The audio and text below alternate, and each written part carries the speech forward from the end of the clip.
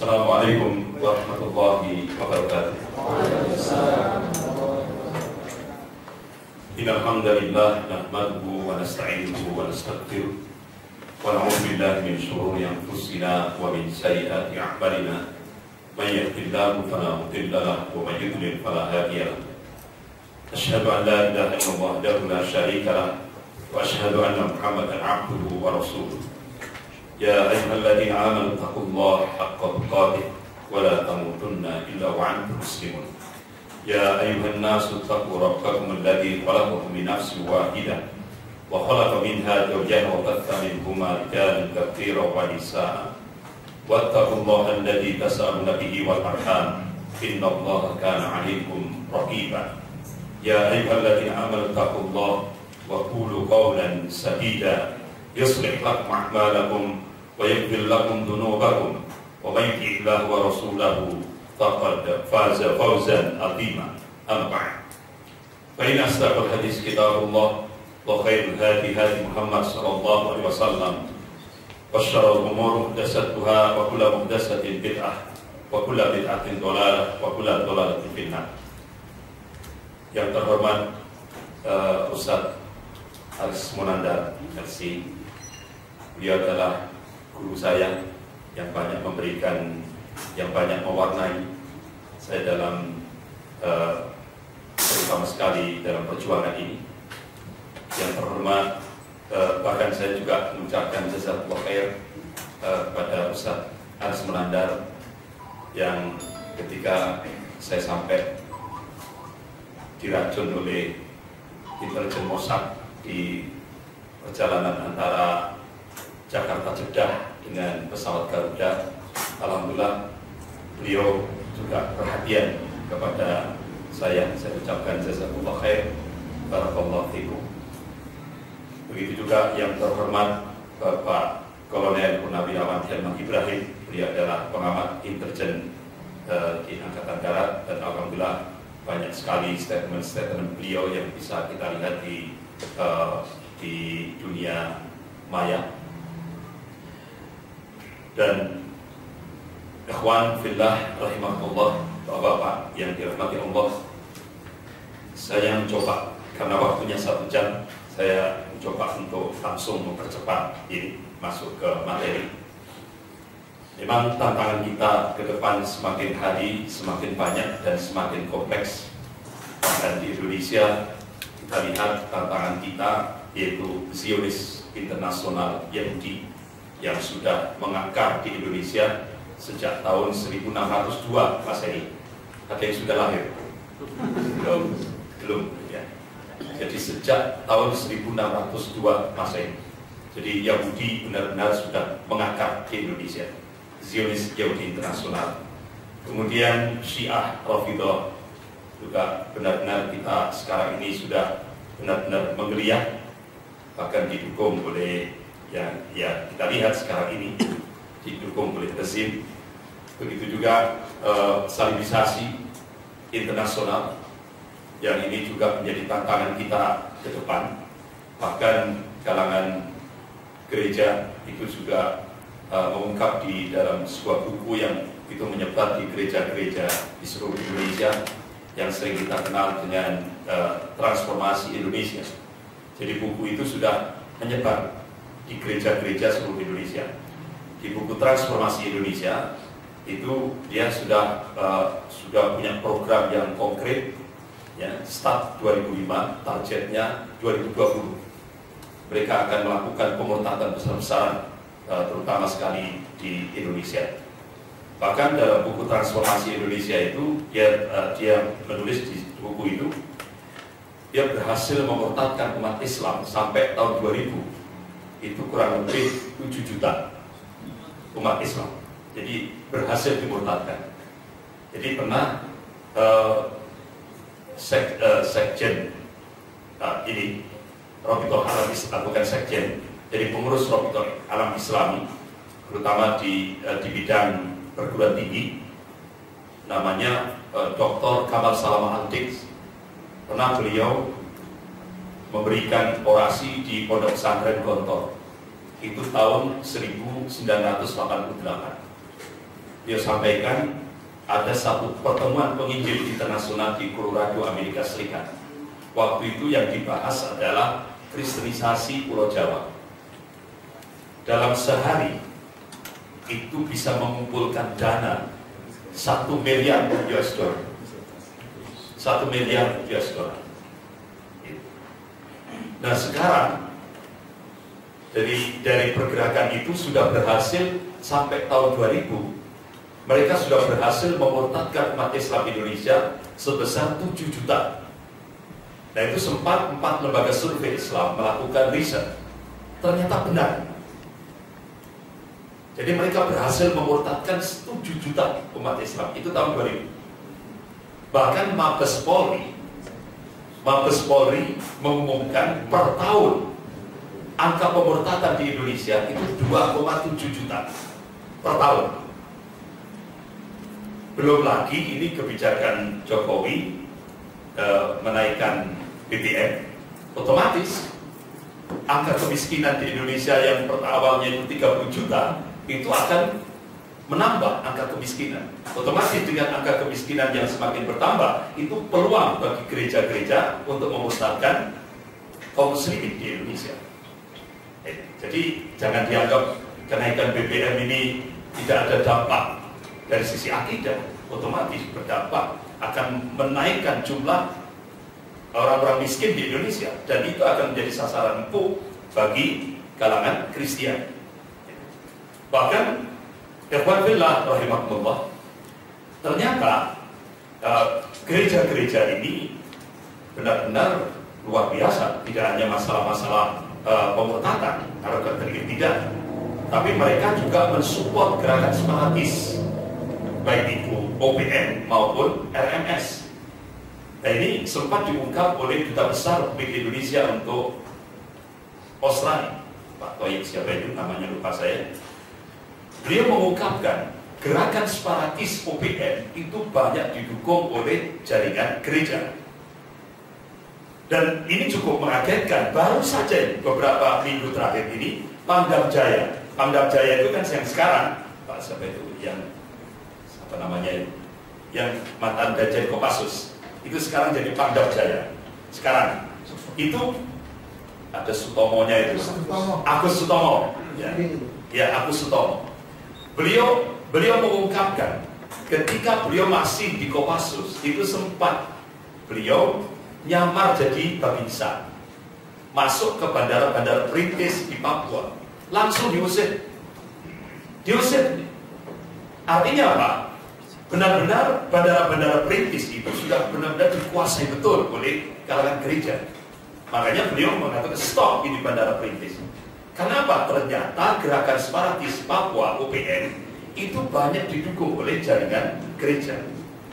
Nah, jadi makanya ini sesuatu yang mengagetkan kita. Padahal bandara-bandara perintis itu tidak hanya di Papua, di Kalimantan, terutama Kalimantan Tengah.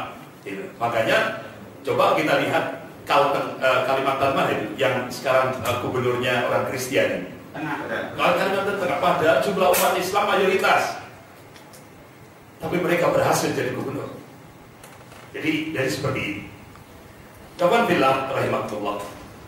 Tidak hanya itu, yang sekarang ini yang paling menjadi PR bagi kita semuanya, terutama gerakan Zionis internasional di Indonesia, itu terutama Illuminati. Coba kita lihat programnya itu benar-benar real di Indonesia.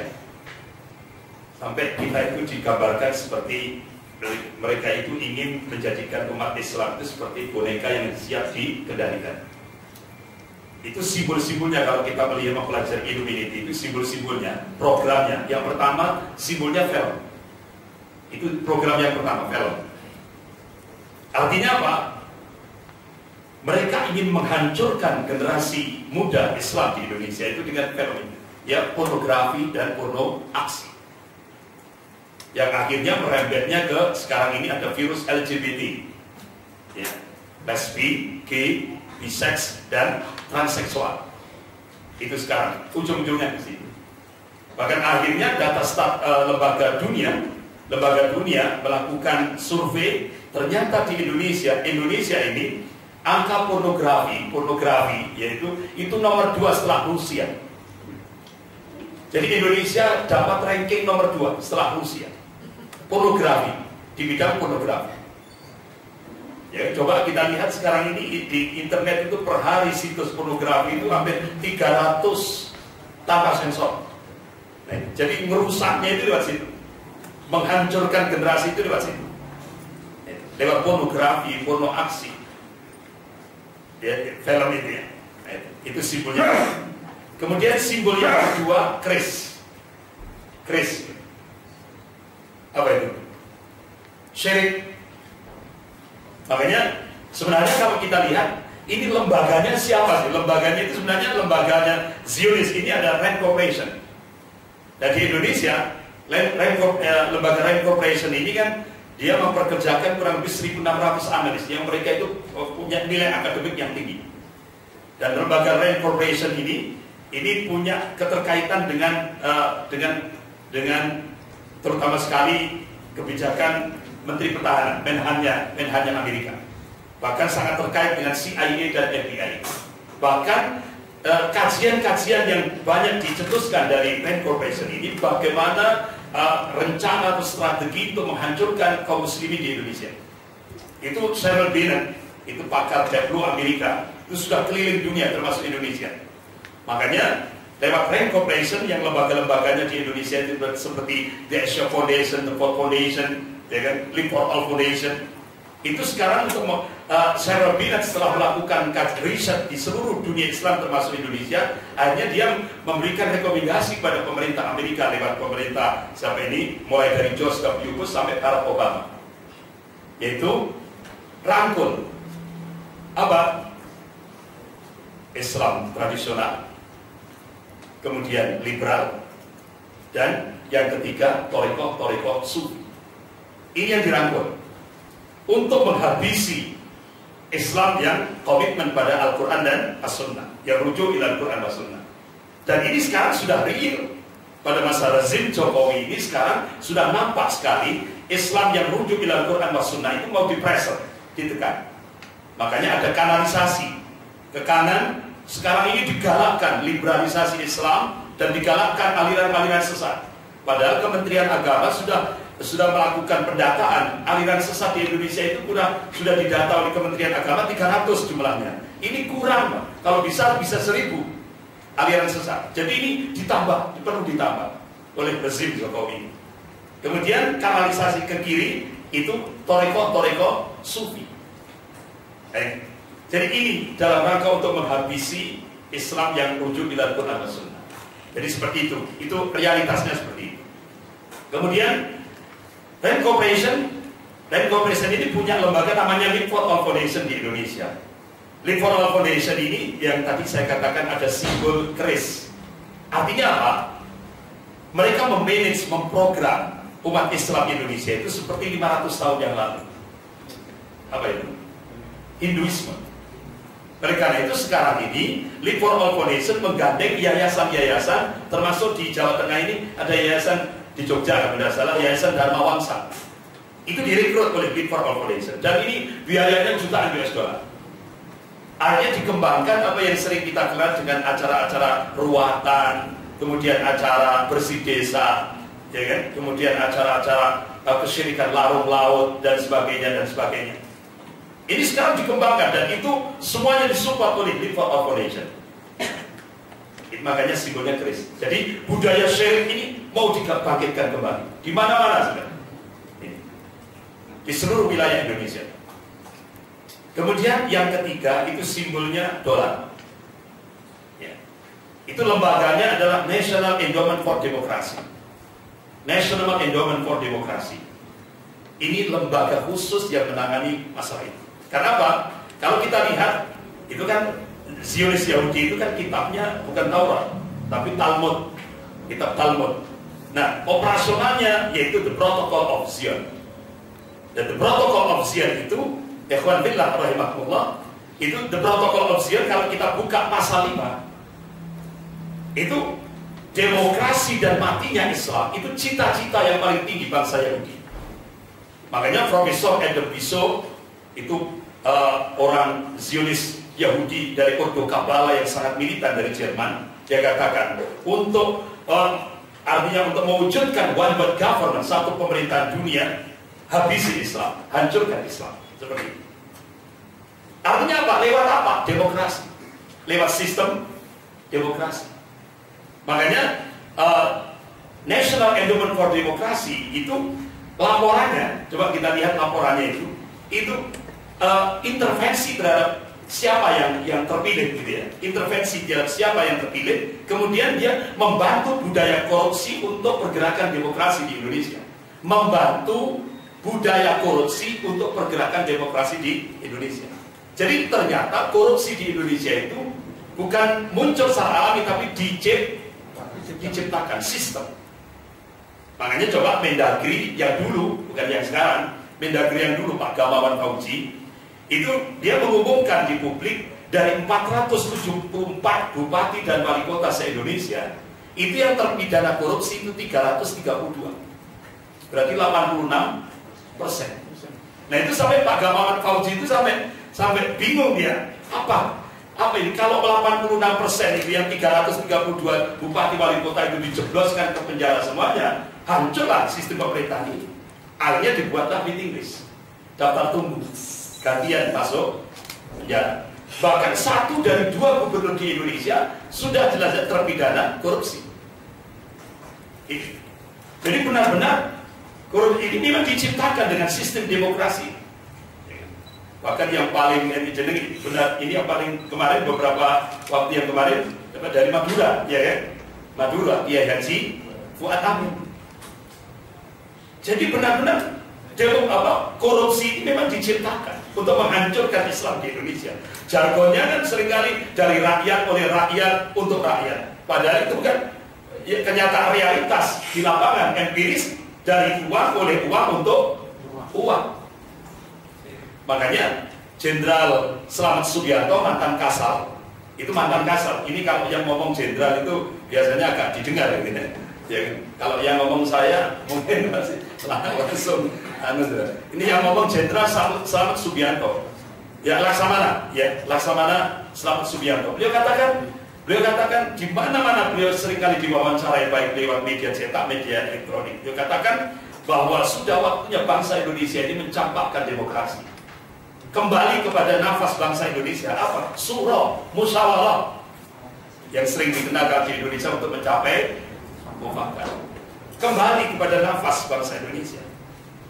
Jadi makanya kalau kita buat matrik itu, kita itu keberagamaan kita itu masih Islam, syirik. Karena apa?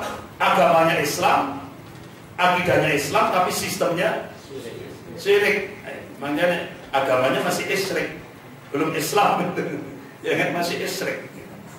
Bapak-bapak, ikhwan fillah rahimahumullah. Kemudian simbol yang yang terakhir itu pistol. Ya, simbolnya pistol.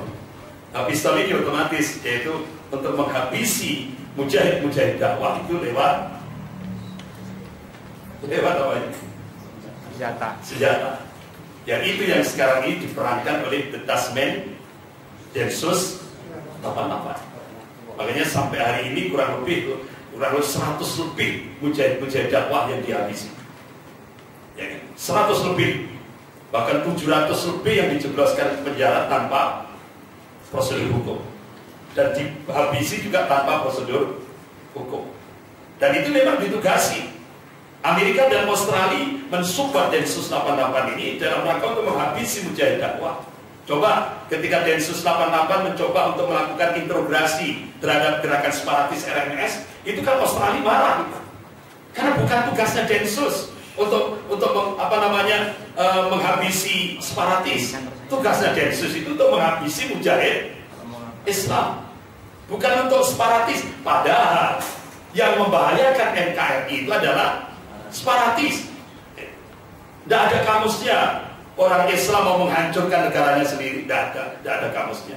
Karena itu proyek. Makanya kalau sudah dananya itu hampir habis, itu diadakan, dia diproyek-proyekkan.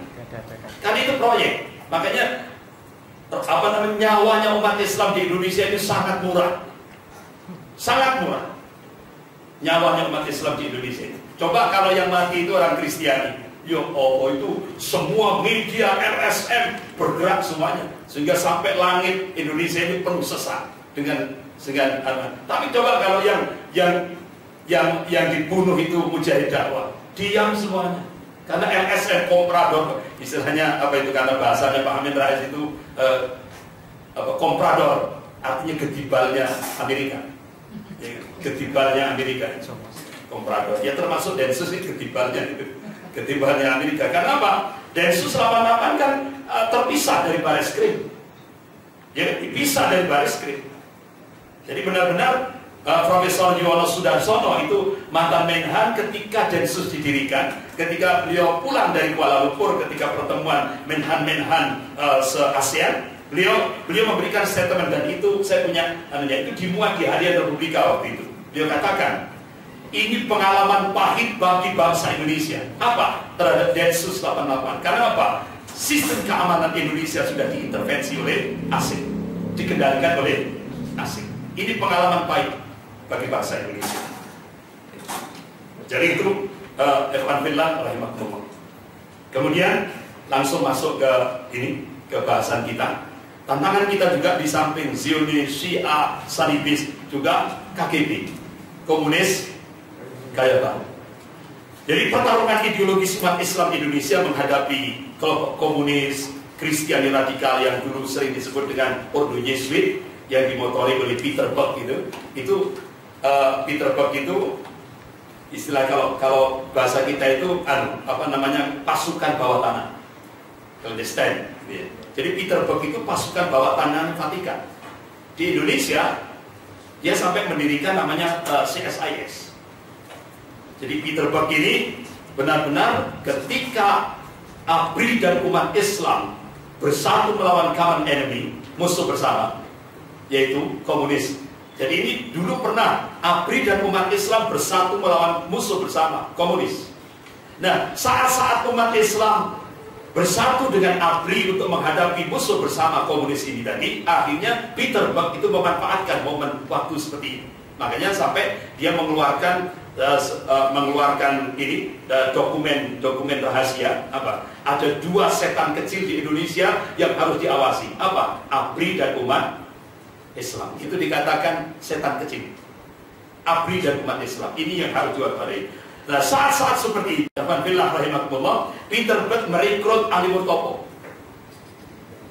Padahal Ali Murtopo itu keluarga pesantren. Orang tuanya Hizbullah. Ya, keluarga pesantren dari pantai utara. Dari pantai utara. Keluarga pesantren. Loh, kok berubah 180 derajat, menghabisi Islam, menghancurkan Islam, dan membunuh tokoh-tokoh Islam? Kenapa? Ini yang jadi pertanyaan. Kenapa? Ternyata direkrut oleh Peter Buck dan diberikan janji apa? RI1. RI1. Nah, syaratnya kalau ingin menjadi RI1, Jenderal Ali Murtopo syaratnya harus menghabisi Islam dan kaum muslimin.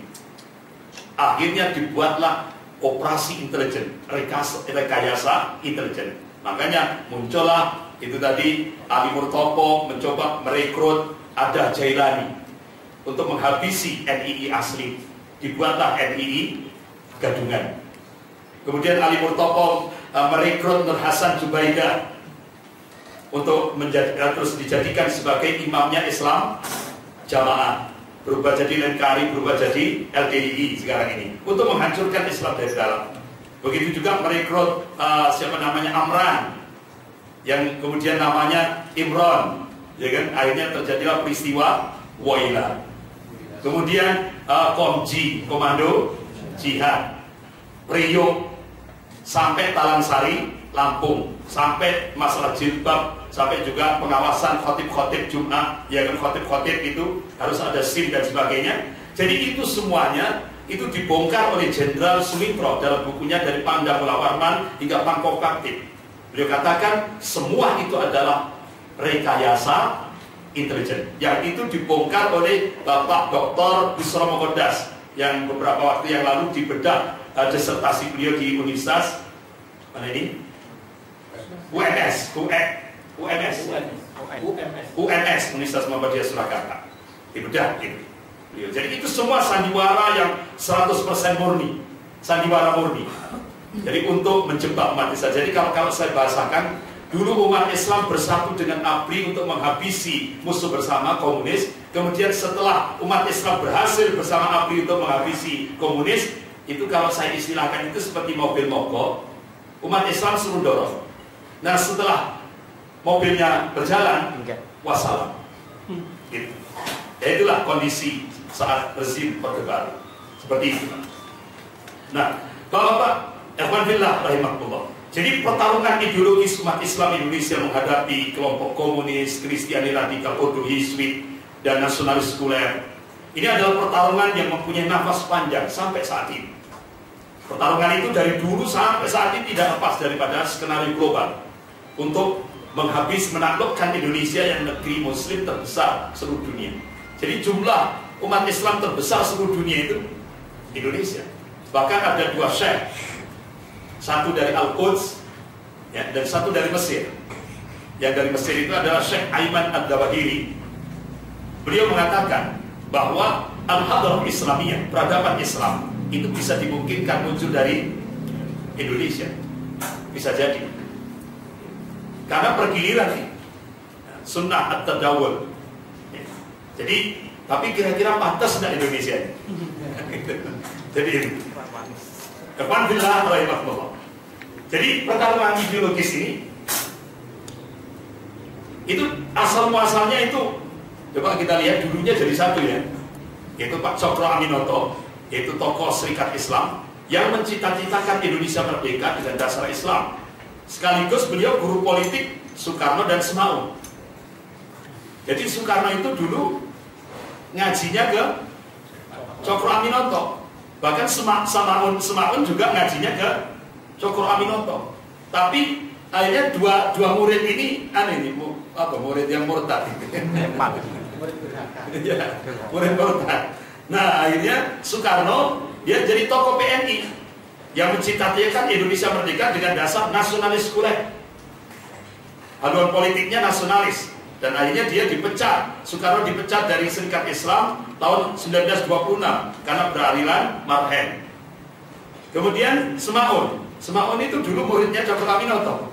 Ya, ini tokoh PKI yang mencita-citakan Indonesia merdeka dengan dasar komunis yang anti agama, anti Islam. Haluan politiknya komunis. Akhirnya dipecat dari Serikat Islam tahun 1921 karena beraliran komunis. Jadi ini pertarungan ini sampai sekarang ini. Alhamdulillah rahimahullah. Bahkan Soekarno pada masa akhir pemerintahnya terbius oleh pemikiran Karl Marx. Ya, memang komunisme itu secara ilmiah itu dari Karl Marx ini dengan yang manifesto komunis tahun 1848 Masehi dan Das Kapital itu secara ilmiah ini semuanya dari Karl Marx. Karl Marx ini seorang Yahudi, anggota jaringan rahasia Illuminati, yang ditugaskan kelompok itu untuk menyusun program revolusi dunia. Nah, Marxisme dijadikan tameng Soekarno untuk membentengi kekuasaannya dengan mengusung ideologi baru, yaitu Nasakom, nasionalis, agama, komunis. Nah, sekarang ini muncul lagi Nasakom gaya baru, ya kan? Nasakom gaya baru, jadi nasionalis, agama, dan komunis. Bahkan rezim Soekarno ini sangat kental dengan agenda komunisme. Jadi saya bawa buku tapi masih difotokopi, ya, nanti masih difotokopi oleh panitia. Jadi buku itu hasil daripada istilahnya penelitian riset dari sisi historis sejarah. Bagaimana rezim Soekarno itu sangat kental dengan agenda komunisme. Kebencian PKI terhadap Masyumi itu mendorong mereka terus-menerus memberikan citra buruk tentang Islam melalui opini Soekarno. Rezim Soekarno dan Nasakomnya adalah contoh klasik yang mengorbankan umat Islam untuk kepentingan komunis global di zamannya. Sehingga menyebabkan ulama dan tokoh Islam banyak yang dijebloskan ke penjara tanpa prosedur pengadilan. Yaitu tokoh-tokoh Masyumi banyak yang dijebloskan ke penjara tanpa prosedur hukum. Seperti itu. Jadi memang ikhwan fillah rahimakumullah, satu sisi kita lihat rezim Soekarno ini sangat kental dengan agenda komunisme. Akan tapi dengan Zionis Yahudi, Soekarno ini sangat keras. Makanya sampai dibuat keputusan Presiden Soekarno untuk melarang organisasi-organisasi Zionis Yahudi berkembang di Indonesia, termasuk Rotary Club, Lions Club dan sebagainya. Ternyata keputusan Presiden Soekarno melarang gerakan Zionis internasional di Indonesia ini dicabut kepres itu oleh tahun 2000, dicabut oleh Gus Dur, sehingga akhirnya sekarang ini lembaga-lembaga Zionis internasional di Indonesia berkembang leluasa, Rotary Club, Lions Club, Cataract Club dan sebagainya. Jadi kalau dulu zamannya Soekarno ditutup, bahkan semua markas-markas Zionis yang sering kita kenal dengan loji, ya kan? Itu semua dirampas oleh negara, masuk aset negara, termasuk yang di Surabaya itu, ya termasuk yang di Malang itu markas-markas Zionis Yahudi semuanya dikuasai oleh negara. Tapi zamannya Gus Dur dibuka lebar-lebar gerakan Zionis, karena Gus Dur juga jadi anggota Yayasan Simon Peres. Makanya ketika Gus Dur diundang di Washington DC yang diprakarsai oleh Ford Foundation, itu Gus Dur benar-benar mencium medali ada emas itu ya, itu benar-benar khusyuk sekali. Waktu menciumnya itu khusyuk, karena Gus Dur kan tidak lihat. Ternyata medali emasnya itu bintang David. Jadi dikira emas murni gitu. Emas istilahnya tidak ada unsur apa-apa. Tidak tahunya tadi. Alhamdulillah rahimakumullah. Di tengah-tengah gerakan, di tengah-tengah rezim Soekarno memunculkan ideologi baru, yaitu Nasakom, nasionalis agama komunis. Tokoh-tokoh ulama waktu itu istilahnya tidak semuanya ngikut gitu. Masih ada ulama-ulama di Indonesia itu yang komitmen pada Al-Quran dan As-Sunnah. Itu kurang lebih 907 ulama kumpul di Palembang tanggal 8 sampai 11 September 1957, sehingga mengeluarkan sebuah rekomendasi. Yang pertama, ideologi ajaran komunisme adalah kufur hukumnya dan haram bagi umat Islam menganutnya. Oh, ini padahal Presiden Soekarno masih jadi presiden. Itu berani Pak, ulama dulu itu. Makanya saya terus kaget, ini ulama sekarang kok agak agak toleran. Makanya saya teringat kalau Al-Imam Ibnu Katsir rahimahullah dalam kitabnya Al-Bidayah wa Nihayah, itu ketika beliau menukil dialog antara Khalifah Al-Ma'mun dengan Al-Imam Nabil bin Sumail, ketika Khalifah Al-Ma'mun tanya Murji'ah itu apa? Itu kata ulama besar waktu itu, yaitu Al-Imam Nadir bin Sumail, beliau memberikan jawaban, yaitu dinun yuwafiqul mulk, artinya agama, keberagamaan yang menyesuaikan kepentingan penguasa. Jadi Murji'ah itu seperti itu katanya. Sahabatnya Al-Imam Nadir bin Sumail ketika ditanya oleh Khalifah Al-Ma'mun, itu tertulis di dalam kitab Al-Bidayah wa Nihayah yang ditulis oleh Al-Imam Ibnu Katsir rahimahullah. Kemudian yang kedua, bagi orang yang menganut ideologi atau ajaran komunisme dengan keyakinan dan kesadaran, kafirlah dia. Ini fatwanya luar biasa ini. Kafir langsung. Tidak sah menikah dan menikahkan orang Islam. Tidak ada waris mewarisi, dan haram jenazahnya diselenggarakan secara Islam. Haram. Itu kalau ulama-ulama sekarang memunculkan ini, luar biasa ya. Kalau dulu saja, dulu kita lihat ya, siapa namanya, Al-Imam Ibnu Katsir rahimahullah, Al-Imam Qurtubi rahimahullah, ketika beliau menukil fatwa Imam Malik rahimahullah bahwa Syiah kafir, gitu kan, tegas kan. Itu kalau sekarang kan enggak, Syiah bukan Islam, kan lemes. Beda ya ulama-ulama dulu dengan yang sekarang ini. Lemes. Yang ketiga, bagi orang yang memasuki organisasi atau partai yang berideologi komunisme dengan keyakinan dan kesadaran sesatlah dia, dan wajib Islam menyuruh mereka meninggalkan organisasi partai tersebut. Yang keempat, walaupun Republik Indonesia belum menjadi negara Islam, namun haram hukumnya bagi umat Islam mengangkat, memilih kepala negara atau pemerintah yang berideologi komunisme. Itu fatwanya seperti itu. Yang kelima, fatwa yang kelima, memperingatkan kepada pemerintah Republik Indonesia agar bersikap waspada terhadap gerakan aksi subversif asing yang membantu perjuangan kaum komunis atau ateis di Indonesia. Yang keenam, mendesak kepada Presiden Republik Indonesia mengeluarkan dekret menyatakan PKI dan mantel organisasinya sebagai partai terlarang. Ini fatwa ulama-ulama dulu seperti ini. Bahkan Buya Hamka rahimahullah, beliau dalam bukunya Memoir Kita tahun 1969, beliau mengatakan bahwa masa sulit mulai dari Linggarjati tahun 1943, Renville 1948, Romruyen 1949, Konferensi Meja Bundar 1949, bahkan saat komunis menyerang pada tahun 1948 di Madiun, dan 30 September 1965 yang sering kita kenal dengan peristiwa G30 SPKI, darah dan keringat umat Islam dan tokohnya mengalir. Itu kata Buya Hamka. Nah, ini tadi sudah saya sampaikan ini ya. ABRI dan umat Islam, akhirnya ABRI dan umat Islam bersatu melawan common enemy, musuh bersama, yaitu komunis.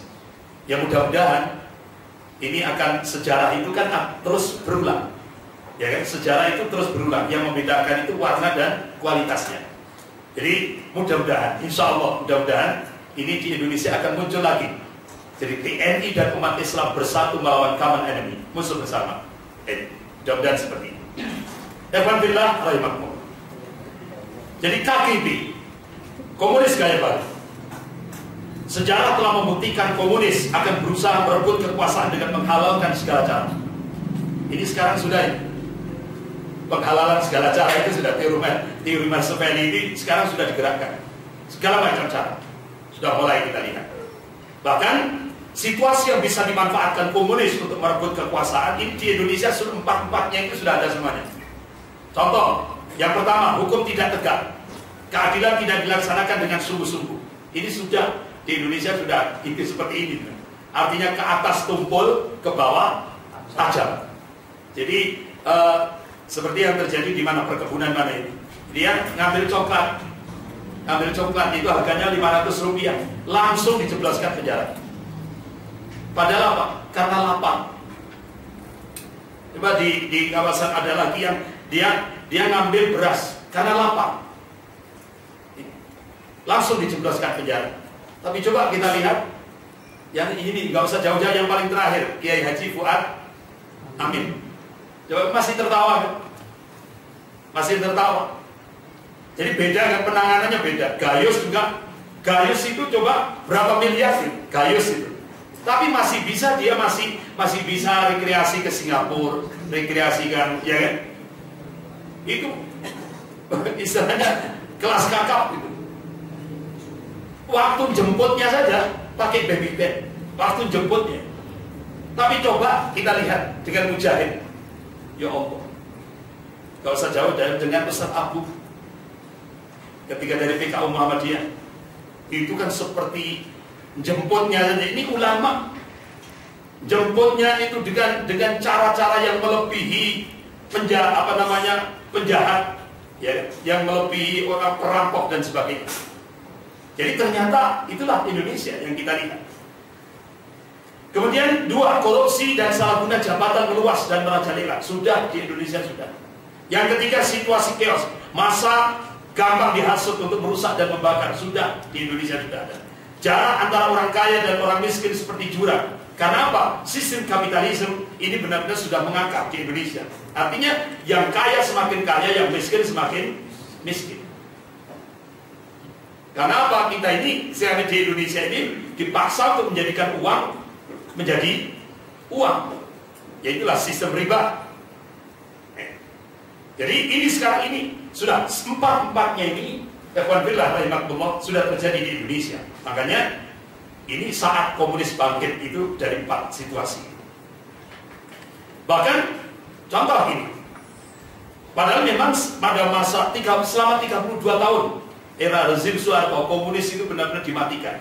Tapi ternyata ini yang harus kita waspadai, ideologinya tetap terus hidup sampai sekarang. Dan mereka terus bergerilya membangun kekuatan. Contohnya adalah Dr. Ripka Ciptaning. Dia itu sudah sampai lewat jalur PDIP, dia bahkan sampai jadi ketua Komisi 9 DPR Pusat.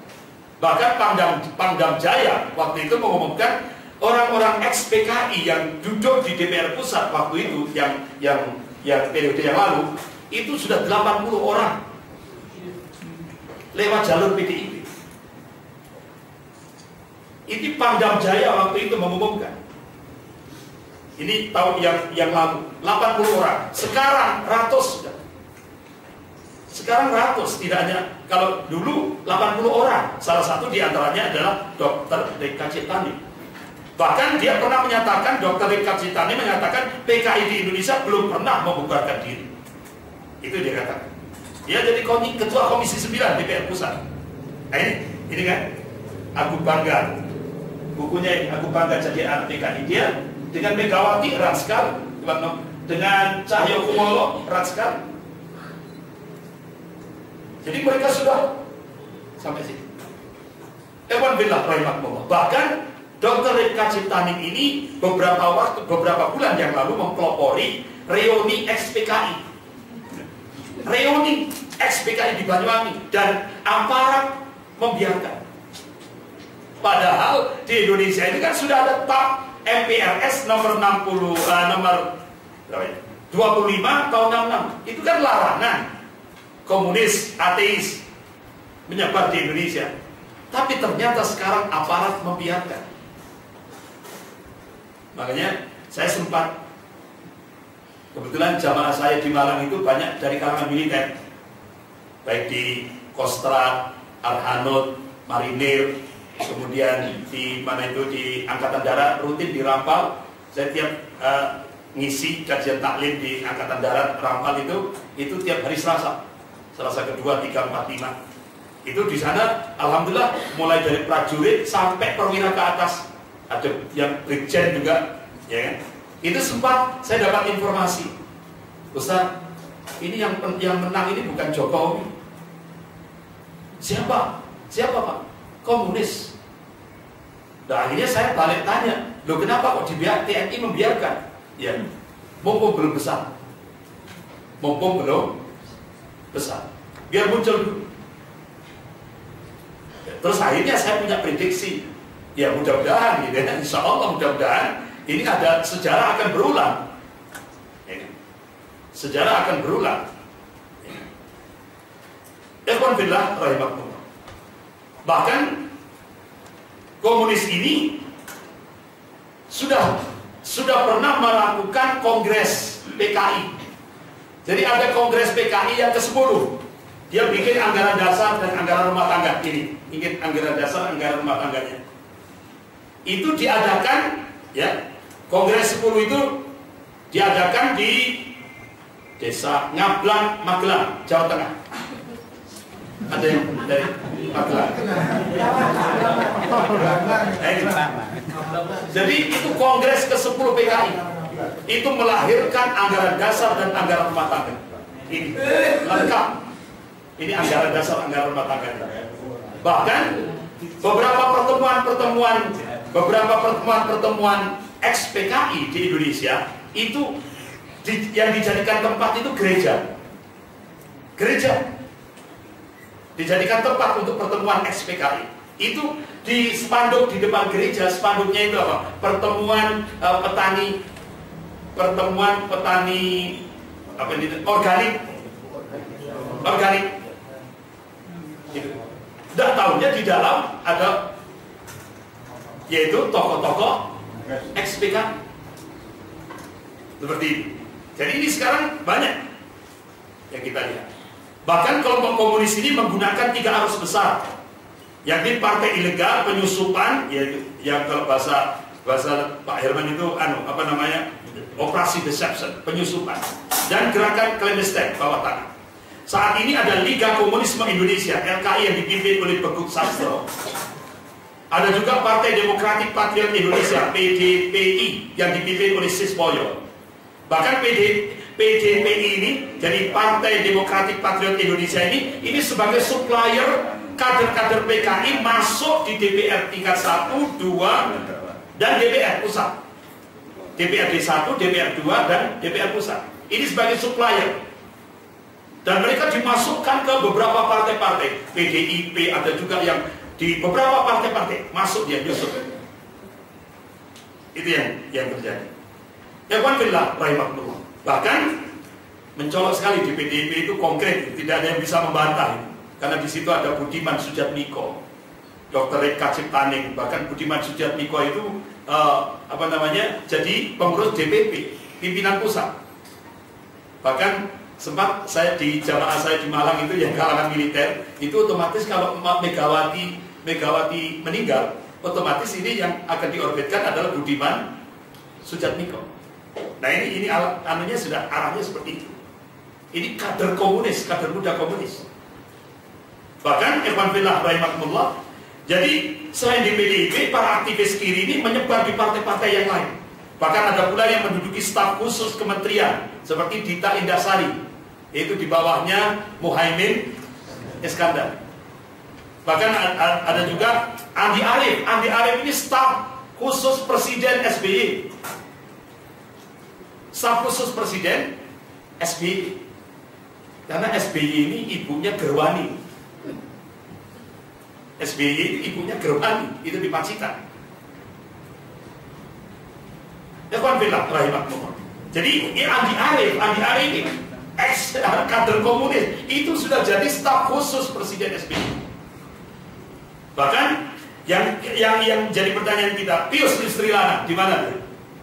Gerindra. Pius Listrilana ini kader komunis. Desmond Mahesa.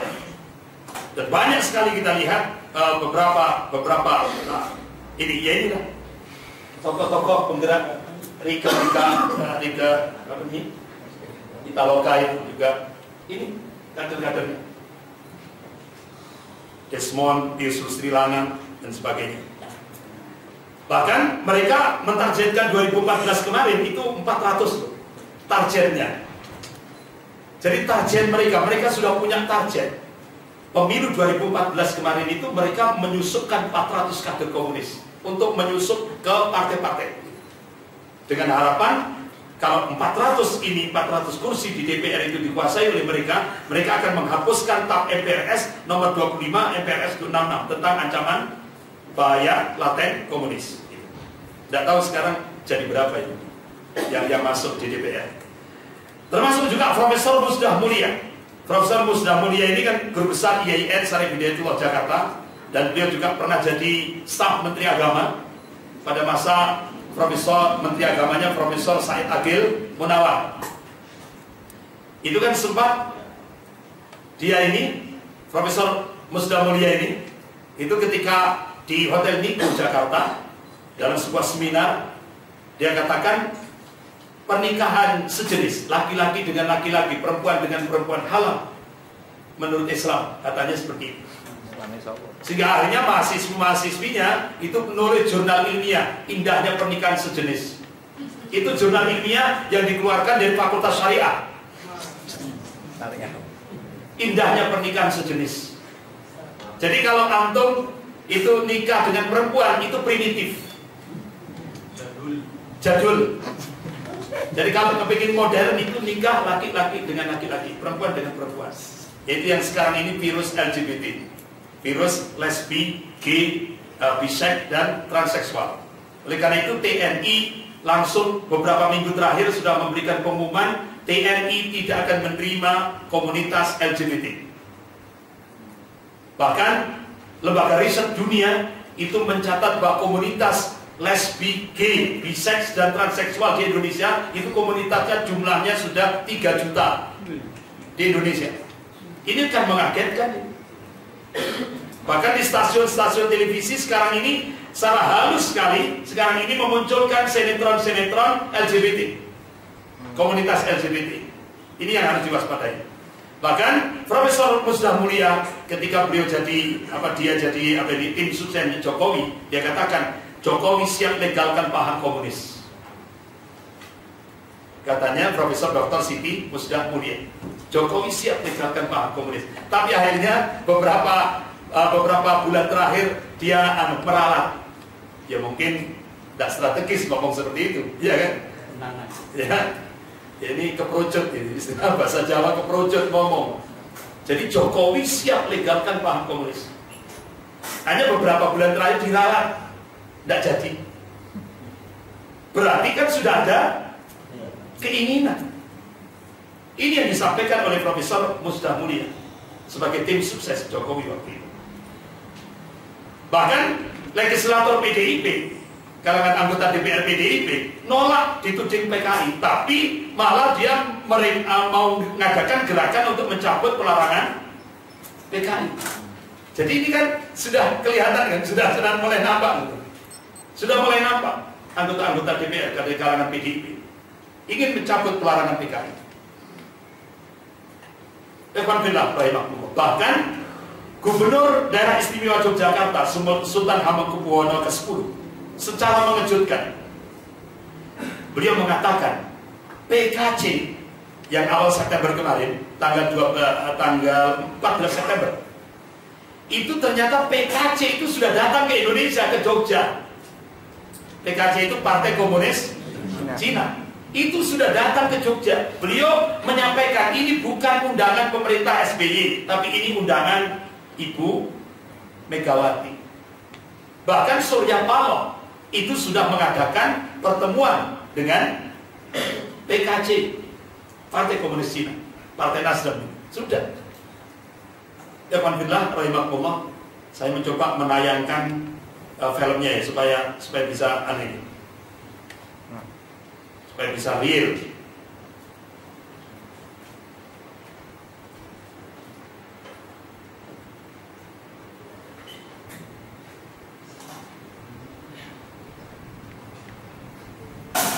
Ini temu kangen ex-PKI yang dimotori oleh Dr. Rika Ciptaning di Banyuwangi.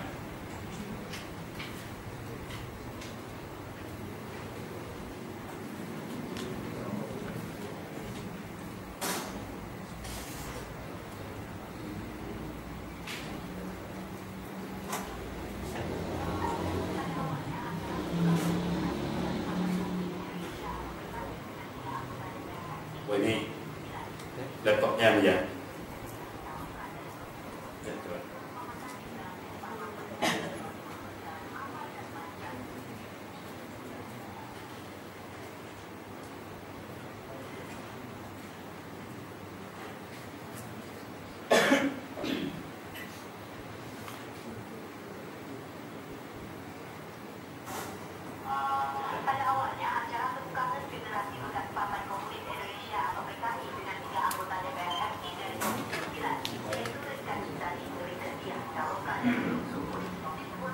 Nah, ini pertemuan ex-PKI di Banyuwangi yang dimotori oleh Rika Diah Pitaloka, Rika Ciptaning.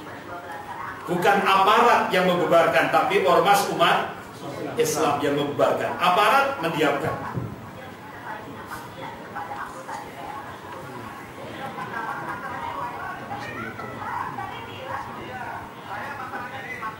Nah, ini ormas Islam yang membubarkan.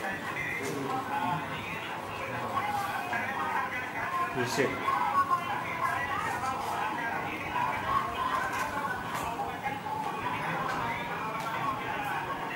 Nah, jadi itu.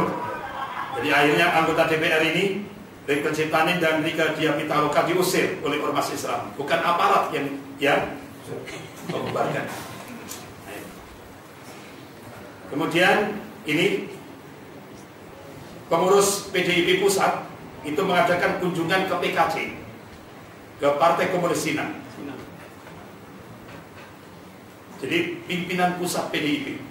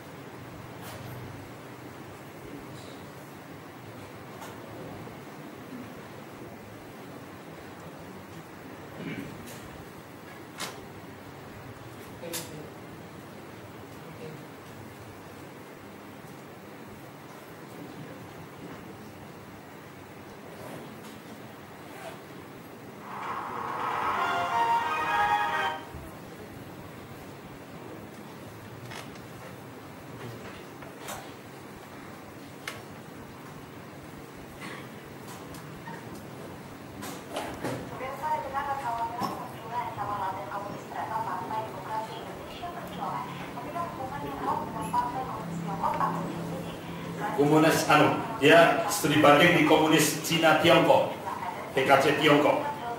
Jadi banyak kaderisasi kader-kader PDIP yang dikirim, terutama pimpinan-pimpinan pusat ke Partai Komunis Cina Tiongkok.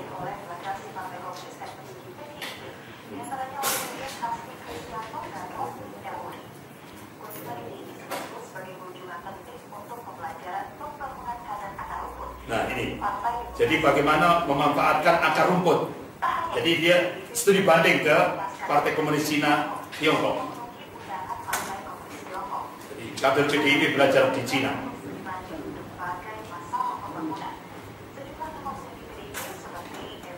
Termasuk Eva Sundari.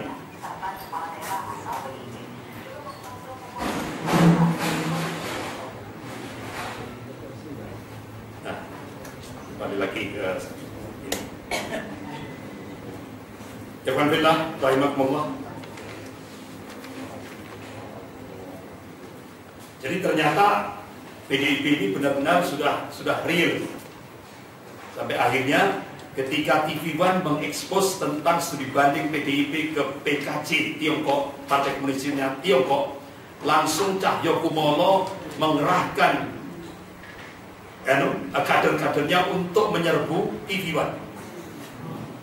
Jadi preman Cahyokumolo sekarang jadi Mendagri.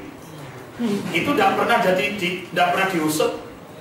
Ini kan ala-ala preman yang kantornya TV One yang di Jogja itu diserbu atas perintah Cahyokumolo.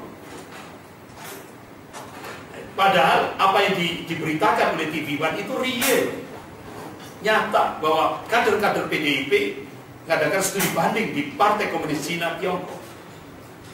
Alhamdulillah, bahkan Presiden Jokowi ketika di Istana Negara, beliau ditanya oleh orang-orang Lemhanas, Bapak Presiden, kenapa sekarang kebijakan Presiden membuka investasi asing selebar-lebarnya? Apa jawaban Jokowi? Ini kan, Jokowi mengaku belajar dari negara Tiongkok, di negara yang dulunya katanya komunis, sangat tertutup dengan negara lain. Tiongkok membuka lebar keran investasi. Hasilnya Tiongkok mengalami pertumbuhan ekonomi yang cukup tinggi, yang di 11-12% sampai 12%. Jadi saya bertanya, kata Presiden Jokowi, saya bertanya saat ketemu dengan wakil Partai Komunis Cina. Nah, pada saat mereka membuka negara besar-besaran untuk investasi asing, apakah mereka tidak takut penguasaan ekonomi dikuasai pihak asing? Kata Jokowi, ini masalah ideologi loh. Gitu. Jadi seperti itu. Jadi kebijakan Presiden Jokowi ini atas nasihat PKC, Partai Komunis Cina Tiongkok. Alhamdulillah, rahimahullah. Akhirnya Ketua Majelis Ulama Indonesia Pusat meminta kepada umat Islam mewaspadai kebangkitan komunis di Indonesia. Ini fatwa Majelis Ulama Indonesia Pusat, meminta umat Islam mewaspadai kebangkitan komunis di Indonesia karena sudah real. Bahkan Profesor Salim Said, ini guru besar Universitas Indonesia, ketika beliau berbicara di Halaqah Nasional MUI Pusat tentang mewaspadai kebangkitan komunisme di Indonesia, beliau sampaikan waspadai KGB, komunis gaya baru. Ini guru besar UI, Universitas Indonesia. Bahkan Pak Kiai Haji Hashim Mujadi, beliau juga pernah ditanya wartawan, jadi sekarang ini new komunisme bersatu dengan liberalis. Jadi orang-orang ex-komunis sekarang ini bersatu dengan liberal. Bersatu dengan liberal. Dan sekarang juga bersatu dengan Syiah. Jadi sekarang liberal, komunis, Syiah jadi satu sekarang. Jadi ini kata Pak Hashim Mujadi. Jadi ini yang harus diwaspadai. Bahkan ada operasi deception. Istilah orang PKI itu KKM, kerja di kalangan musuh. Itu sekarang kader-kader komunis muda itu sekarang menyusup di ormas-ormas pemuda Islam. Di antaranya PMII. PMI ini undergo NU. Dia menyusup. kader-kader muda ex-PKI ini, kader-kader muda komunis sekarang menyusup ke PNI. Bahkan kader-kader muda komunis ini dimasukkan di kampus-kampus IAIN. Contoh di IAIN Sunan Gunung Jati, Bandung. Makanya dia sampai menguasai badan eksekutif mahasiswa. Sampai akhirnya mahasiswa-mahasiswi, ratusan mahasiswa-mahasiswi baru di Fakultas Usuluddin itu diajak berzikir anjing Bu Akbar. Kaget ini. Tokoh-tokoh ulama Bandung kaget. Ternyata kader-kader komunis muda itu masuk di badan eksekutif mahasiswa IAIN. Padahal mereka ini kalau lulus itu minim jadi kepala KUA. Ya kan? Kalau lulus masuk ke KUA, Departemen Agama, terus kemudian masuk ke Pengadilan Agama, iya kan? Otomatis nanti rusak ini sudah Islam ini. Mereka disusupkan. Bahkan di IAIN Sunan Ampel, coba ini. Ini mahasiswa-mahasiswi langsung disuruh megang spanduk Tuhan membusuk. Ini kan ateis. Jadi mereka sekarang kader-kader muda komunis itu disusupkan di IAIN, kampus-kampus IAIN, STAIN, UIN. Ini di Jawa Timur. Kalau tadi di Bandung. Ikhwan fillah rahimahullah. Jadi bagaimana respon pergerakan komunis di Indonesia? Jadi pemberantasan gerakan PKI sulit dilakukan. Karena apa? Kendalanya yang pertama, pembahasan di TNI hampir terbengkalai. Karena dianggap masalah sepele. Yang kedua, di kalangan akademisi itu juga beranggapan karena pusat komunis Soviet sudah bubar. Sehingga hanya kalau kita sikat orang-orang PKI justru akan menimbulkan empati atau simpati dan akan memperbanyak anggotanya. Apalagi sekarang Mendagri Cahyokumolo membuat kebijakan penghapusan kolom agama 3TP. Ini otomatis akan menyuburkan orang-orang ateis komunis di Indonesia. Jadi dengan penghapusan kolom agama itu ingin menyuburkan orang-orang ateis komunis. Makanya Muhammadiyah langsung tegas, Indonesia bukan negara komunis. Indonesia itu negara berketuhanan yang Maha Esa. Jadi itu. Ikhwan fillah rahimahumullah. Jadi cara gaya metode pendekatan kegiatan kader-kader PKI ini terus berjalan sampai sekarang.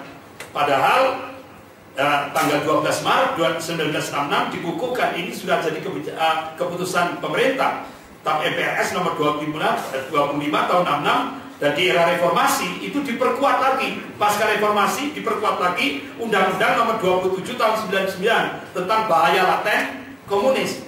Jadi kita punya undang-undangnya ini seperti ini. Kita hantam dengan ini.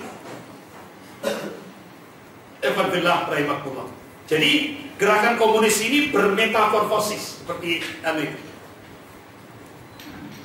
Bergerak di bawah tanah, di belakang layar, bahkan di luar negeri, mereka di wilayah abu-abu hingga sampai terang-terangan. Ini contoh-contoh organisasi-organisasi komunis yang sekarang ini bergerak di Indonesia. Jadi kalau kita lihat prinsip dasar ideologi komunis itu mempertuhankan ra'yu, akal, dan pemimpin partai, diktator, proletariat, kekejaman atas nama rakyat alias anarkis, anti moralitas, tidak berakhlak, anti demokrasi, tak kenal kompromi, anti HAM. Ya, anti HAM. Alhamdulillah rahimahullah. Karena waktunya terbatas, tapi nanti ini materi ini nanti bisa dikopi oleh panitia, bisa dianukan untuk, jadi karena waktunya terbatas.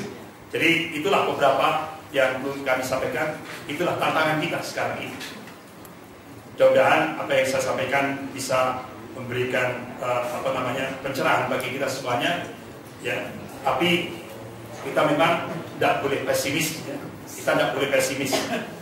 Dan Allah melarang pesimis. Ya, kan? Bagaimana dalam surah Ali Imran ayat 139 itu, A'udzubillahi minasyaitonir rajim, wala tahinu wala tahzanu wa antumul a'launa in kuntum mu'minin. Jangan kamu merasa rendah, merasa inferior, merasa pesimis, merasa marginal, tidak boleh dilarang oleh Allah. Wala tahzan, dan tidak boleh sedih. Wa antumul a'launa, sesungguhnya kamu itu tinggi. Coba kata a'la itu kan isim tafdil, artinya disifati oleh ayat itu bisa tinggi, bisa unggul. Nah kuncinya akan pertanyaan, kalau kapan kita bisa tinggi, kapan kita bisa unggul, kapan kita bisa punya izzah, Allah memberikan kunci in kuntum mu'minin. Sekian, lebih kurangnya saya mohon maaf, saya serahkan ke moderator.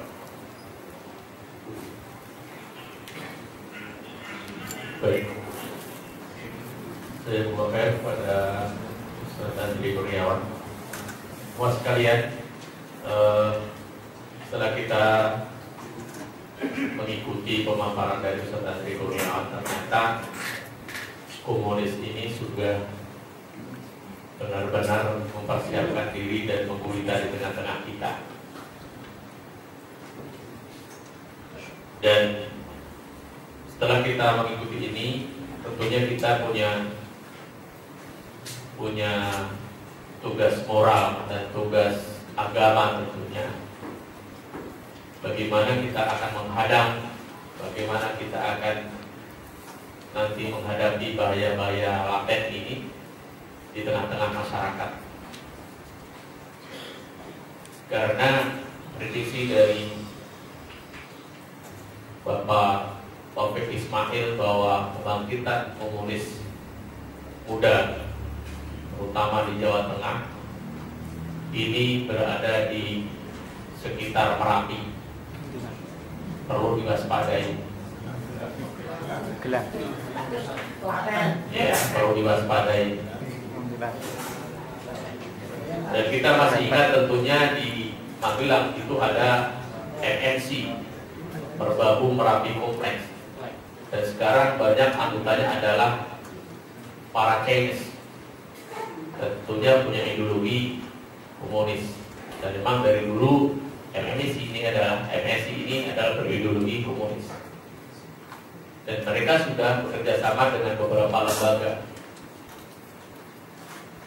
Sekarang di Magelang ternyata ada tokoh komunis internasional yang bernama Pandim Yati. Dan ternyata setelah kami kemarin berkunjung ke Magelang, ternyata masih tetangga dari ikhwan kita yang dari Magelang. Dan beberapa tahun lalu dia pulang ke Indonesia dan dia punya kakak atau adik itu Tapol ex-PKI dari Pulau Buru, dan sekarang dia tinggal di Jogja.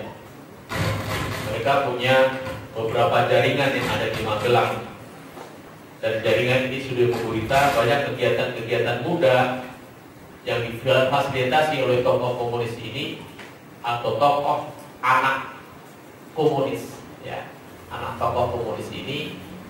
Dan sikapnya dan sifatnya setelah dia membuat komunitas, mereka adalah senantiasa mengadu domba.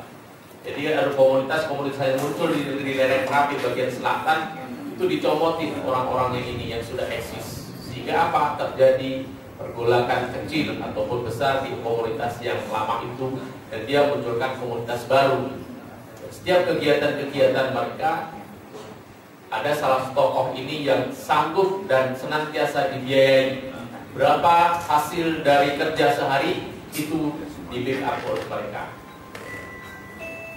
Dan juga yang ada di Borobudur, ada tokoh PRB yang luar biasa, dia punya hotel. Ini semuanya sudah di depan kita. Dan juga di Solo, Kongres PKI yang sekian lalu ada di Hotel Surya Solo. Ada salah tokoh yang sekarang jadi dosen di Universitas Bhinneka yang ada di Solo. Masih banyak lagi PR sebenarnya yang ada di sekitar kita. Artinya dengan pencerahan dari Ustaz Andri ini akan membuka baik secara pribadi maupun lembaga dan aktivitas kita sehari, waspadai di sekitar dan di tengah-tengah kita. Jangan-jangan sudah banyak kader-kader kita yang ada dari desa begitu masuk ke kota, pulang punya ideologi baru, yaitu ideologi komunis baru. Perlu diwaspadai. dari panitia sudah siap? Mas Yusuf. Jadi itu ikhwah. Tinggal bagaimana kita ini. Belum lagi syiahnya yang ternyata juga berkembang, bertumbuh kembang di lereng Merapi, di daerah Kuntilan. Yang waktu itu kita hanya mengetahui bahwa hanya satu keluarga saja yang syiah. Tetapi ternyata di 10 Muharram kemarin mereka sudah mengadakan upacara 10 Muharram. Dan ternyata juga sudah ada praktek nikah mut'ah. Naudzubillah, summa naudzubillah. Dan itu ada beberapa kader dari ormas Islam yang akhirnya ikut di situ juga. Ini perlu kita prihatin, dan tidak cukup prihatin saja, bagaimana tugas kita sebagai duat ada di tengah-tengah umat, sebagai nantinya memberikan pencerahan kepada masyarakat kita. Karena sebelum nanti Kolonel Purnawirawan Irman Ibrahim menyampaikan, kita akan coffee break dulu. Karena saya yakin begitu Ustadz Andri memberikan pemaparan tadi, darah sudah naik semua ya. Gitu ya, sudah mendidih semua. Makanya nanti insya Allah panitia akan menyiapkan untuk penyegaran sambil nanti biar kita lebih bisa serius lagi, bisa fresh lagi mengikuti apa yang akan disampaikan oleh beliau Kolonel Purnawirawan Irman Ibrahim. Kalau Ustadz Andri tadi permasalahan-permasalahan yang ada di sekitar kita, bahwa komunis dan Syiah bahkan Salibis internasional, Yahudi Nasib internasional sudah berada di tengah-tengah masyarakat kita dan juga sudah bekerja yang luar biasa untuk menghancurkan generasi muda kita. Nanti bagaimana tinjauan ini dari Kolonel Purnawirawan Irman Ibrahim, karena beliau adalah dari ahli intelijen Indonesia. Nanti bagaimana langkah-langkahnya, bagaimana mensikapi ini? Karena kemungkinan besar sebenarnya kita harus ingat ikhwah sekalian bahwa apa yang disampaikan Ustadz Andri tadi itu bukan